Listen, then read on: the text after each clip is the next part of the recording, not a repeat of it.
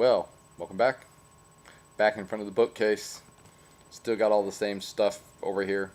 Got some aggressive little general relativity. Nice picture of the wife and I. This was the day I graduated. We were much younger then. Over here somewhere I got an optics book. Last video, Master Weiss decided we got to have the dueling bookcases thing. So all I got to say about that is bring it on, Jeff. Let's see you in front of your bookcase. Let's check it out. I want to see what you got to show us here. You record something, you get it to me, I'll put it up. We'll have the dueling bookcases. Bring it on, baby. Anyway, hope everyone's doing great. First of the, I don't know if you want to call it a message series or what, but I thought I'd say just a couple of little words here. Last time it was just sort of an introduction. This time I thought I'd write a little bit. As everybody knows, I'm a big cyclist kind of guy. I'm a racing cyclist. Great news for me. Last week I managed to win the Georgia State Time Trial Championship. Went out and checked my rankings. I guess I'm ranked as the number one ranked Masters cyclist in the individual time trial in the United States, which was kind of stunning. Wow, who knew? Now here I am. Tomorrow morning, go out real early. Practice more short-term power interval things that I hate anyway. But I thought, I'd talk a little bit. I've learned a bunch of stuff about my walk and my faith being on the bike, believe it or not. Maybe that's why God has me doing this whole cycling thing. I don't know. Or maybe it's really cool to do. But regardless of the case, God really has used that to show me a lot of stuff. And so I thought I might read a little bit here out of Scripture, and I'm not going to be able to look at the camera so much this time because I got to read this out of Scripture because I don't have it memorized. But one of my favorite passages in all of the Bible, and in some ways the passage that I relate to best as a cyclist, comes from Hebrews chapter 12. I love this verse. It's one that I kind of keep close to my heart and in the front of my thinking all the time. But the author of Hebrews, who we're not sure who it is, we think maybe it's Paul, writing the church in Jerusalem, we're not sure.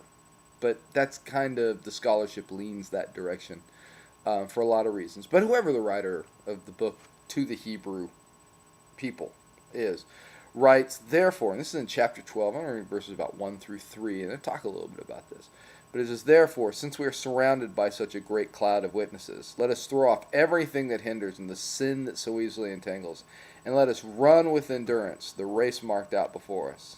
Let us fix our eyes on Jesus, the author and pioneer of our faith, who for the joy set out before him endured the cross, scorning its shame, and sat down at the right hand of the throne of God.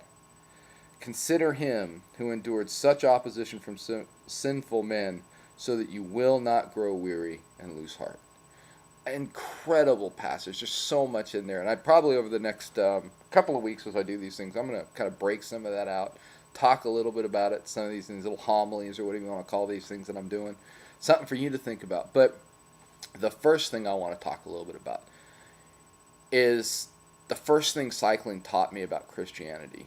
And it's something I knew a little bit, but it really brought it home. Cycling's an endurance sport. Some sports are quick. You go out and just sprint from yard 0 to 100 yards. You're done in 10 seconds. The race is over with. But cycling's an endurance event. I'll go out in a typical race for me. It's a 2.5 hour effort. You're out there and you're either racing other guys and that sort of thing, or if it's a time trial, it's at least an hour long. And you've got to go out there and you've got to give a constant effort. You've got to stay with the group. You've got to work and focus for a long time. It's not 10 seconds. It's not 1 minute, even though you may train some of those kinds of efforts. It's really a much bigger, much longer kind of deal. And so Paul writes about the Christian faith in the same way. He says, let us run the race with endurance. Christianity is an endurance event. It's not a sprint. It's one of the big problems, I think, a lot of young Christians have about their faith is they say, okay, my faith is going to happen, and I'm going to be a great Christian in a year. I'm going to be bringing people to God in 6 months. I'm going to know everything there is to know about God. I'm going to have it all sorted out, all figured out in 18 months. And the truth is, And the beauty of our faith is that it's not something that you can do that. I don't know about you, but I'm not that interested in a God I can figure out in 18 months. Okay, I can't figure out how to be a good cyclist in 18 months. And then what? I'm going to have a God I can figure out in 18 months? Not so much. Okay, I want a God that's going to engage me, that's going to challenge me, that's going to I don't know, I don't want to say push me, but who's going to draw me into himself over the course of my entire life. If I figure out God in 18 months or 2 years or 5 years, I'm kind of done. There's no beauty in it anymore. You figured it all out. I mean, and I think a lot of people, that's what they see as their faith, is something, I got to figure this out, I got to do it quickly, I got to get it worked out, and then I move on.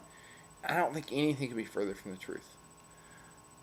Our faith is a race of endurance. We'll run our entire lives. We're going to learn and grow and get closer to God.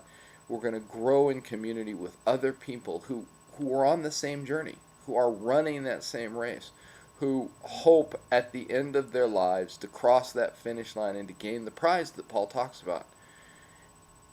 And if we don't, I don't want to say pace ourselves, but if we don't understand that that's a race that's an endurance event, that if we go so hard that we destroy ourselves, that we wear ourselves out, if we don't understand there are going to be bad patches in there, and there are going to be places where we feel really good and we're on that sort of, you'll hear runners talk about a runner's high. But there's also, you need to talk to people who do these events. You're in the middle of the marathon, and there's just kind of this part of the marathon, or this, for me, it's a part of a long ride, where you're just turning the pedals. You're just putting miles under your feet. And there are times when it's tough and it's hard, and you question yourself, and you go, oh, I'm tired, and I want to stop, and it's just, why am I doing this? Our faith is like that too. And having that kind of an experience, I don't want to say, maybe it's doubt, maybe it's just questioning whether we're going to make it to the end of the race or whatever, that's natural. So, over the course of the next few weeks, talk a little bit more about this. I really want to talk about this Great Cloud of Witnesses thing. It's really a cool idea. Want to talk a lot about the idea of Christ, obviously, as being in a sense, the author and perfecter, or the author and pioneer. You hear it translated a lot of different ways. I want to check that out. So, anyway, maybe next week or so, come back, talk a little bit more about this. If you got things you want to talk about, you want to ask, you can send me an email. Give me a shout out. Just talk to me if you see me around. Or if you'd like to contribute something, record a video, get it to me. We'll get it up online. Or I think if you might be able to post it yourself. Stay on topic. Don't attack people. Remember our rule. We always respect each other's faiths, and let's grow together in what we do here. So, for another week, in front of the bookcase, a little more pictures and that sort of thing. Hope you guys are doing great, and we'll talk to you soon. Grace, peace.